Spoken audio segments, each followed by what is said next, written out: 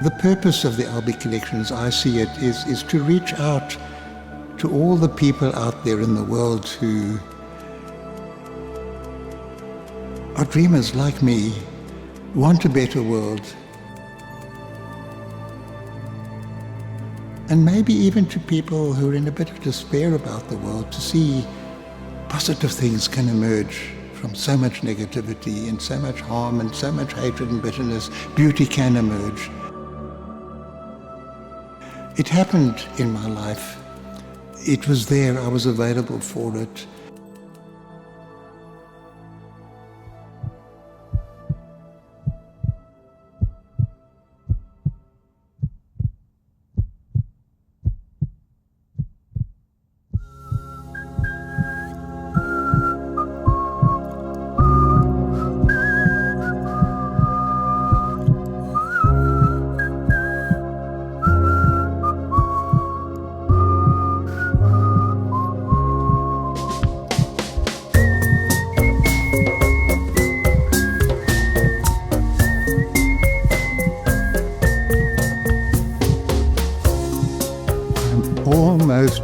Almost 90. That's a lot of years. And I look back, I can't believe my own life.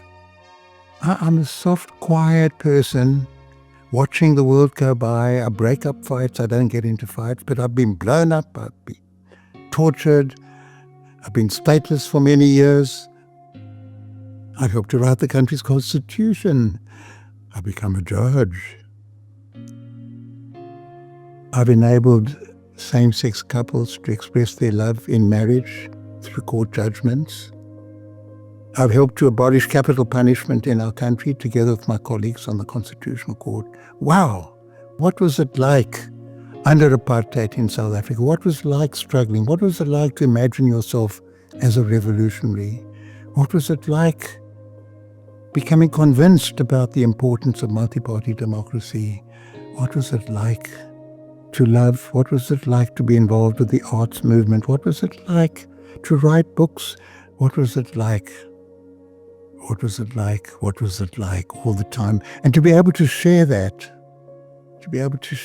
with other people out there, also dreaming of a better world, also angry about the pain in the world, also wanting to make the world a better place. And maybe even for the people who are in such despair because there's so much pain and ugliness and cruelty in the world, beauty can grow out of the ugliness. It has to grow out of the ugliness. We have to turn the swords into plowshares. And maybe that's been what my life has been about, and that's something worth sharing.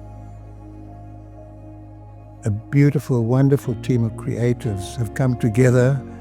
They found enough to make excellent, thoughtful, intimate storytelling, sometimes even richer than the actual experience in the very telling of it, the beautiful way that works of art can capture something and give it a dimension without losing the something, but adding something to it. And that's what's emerged, as I feel, as I see it, in the Albie Collection.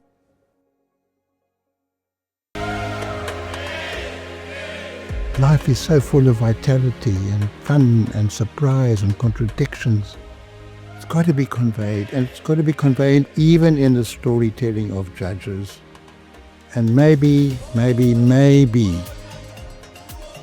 the writing I've done that will last the longest, writing as a member of the Constitutional Court of South Africa, dealing with issues like capital punishment, wow, same-sex marriages, wow, prisoners' rights to vote, wow, the rights of the homeless, cameras in court, one issue after the other issue after the other issue, affecting the life of the nation. What does it mean to be a human being in the late 20th and early 21st century?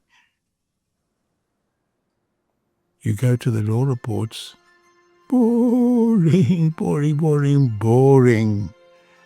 And yet, even as a judge, your heart beats to deal with the issues, to get it right, to listen to colleagues, to say something that's meaningful not just to the litigants, but to the world, to young law students, to scholars, to other judges, to the press, to parliament, to other people exercising power, writing for them.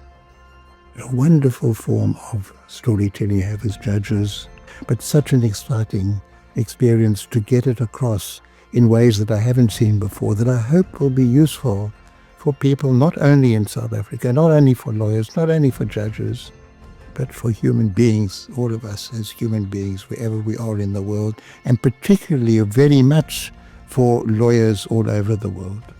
The result, 65 cases, 15-minute excerpts of film, the transcripts. I'm engaged with a very brilliant young lawyer called Tandy Matthews. She's questioning me, pushing me, dealing with my work, the judgments I wrote on the Constitution Court.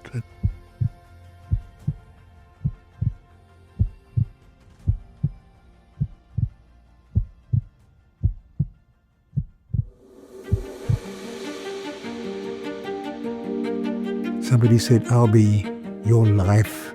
Tell your story, literally in your own voice. It's an interesting story. And the result? 30 episodes telling the story of my life from my earliest memories until quite recently.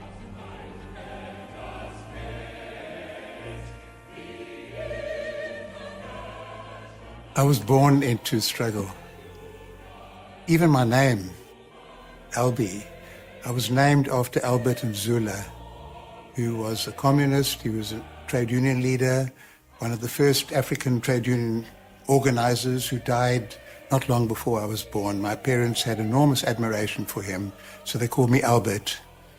I didn't know it was an unusual home, because where you grow up seems to be normal to you. But I remember very vividly my mom, Ray Sachs, born Ginsberg, saying to my little picky brother, Johnny, aged then about 18 months, and Albie now aged about 2.5, 3.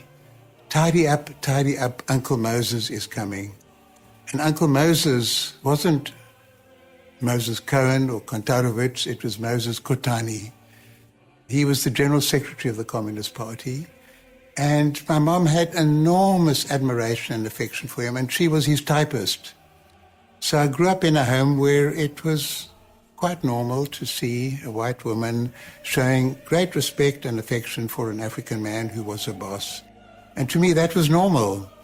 And that world outside, where people were treated in a very discriminatory way because of the skin color, just seemed quite absurd to me.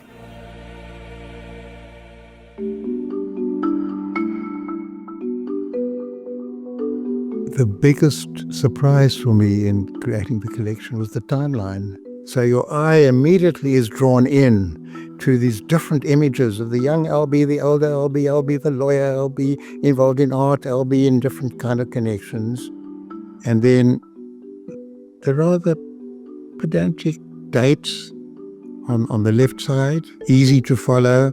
And on the right-hand side, interesting things that happen with lots of white in between. Everything is sort of floating so that life isn't a kind of rigid experience looking a bit like an ancient skeleton of a reptile that you see in a museum. Life by its very nature is free-floating and endless and in flow all the time. And there's a vitality and an energy that captivated me as an anti-timeline person completely.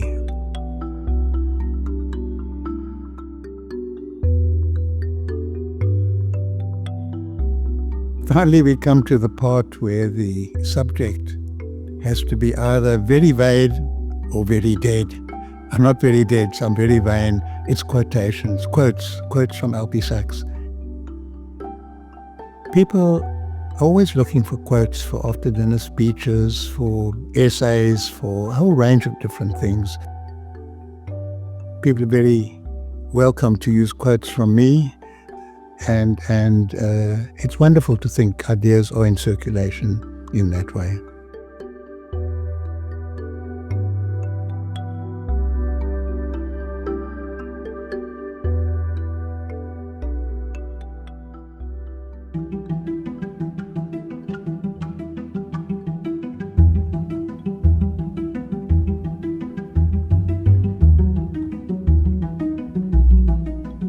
One of the big themes of my life has been my interest in art, all kinds of art, but very much visual arts.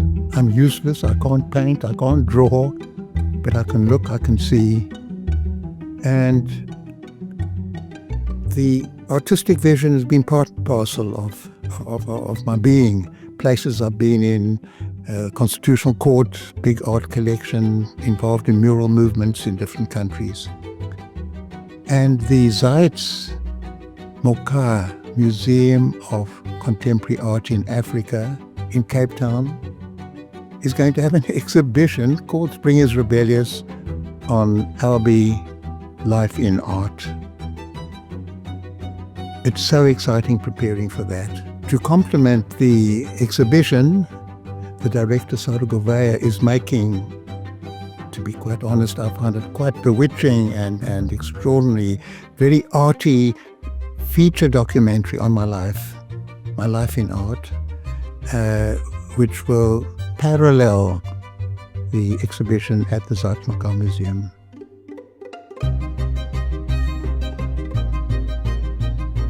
So what's the purpose of the Albie Collection? As I see it, it's to reach out to everybody out there in the world who's dreaming that the world can be a better place. And maybe even to people in despair about the world. There's so much ugliness, so much pain, so much horror that human beings inflicting other human beings. To find positivity, to find something emerging from the ugliness and the conflict, that beauty can always emerge, that hope can always be there. That's been my life. It's been my actual experience. And maybe it can even encourage people to find something inside themselves that can, if not blossom, at least grow and flourish a little bit.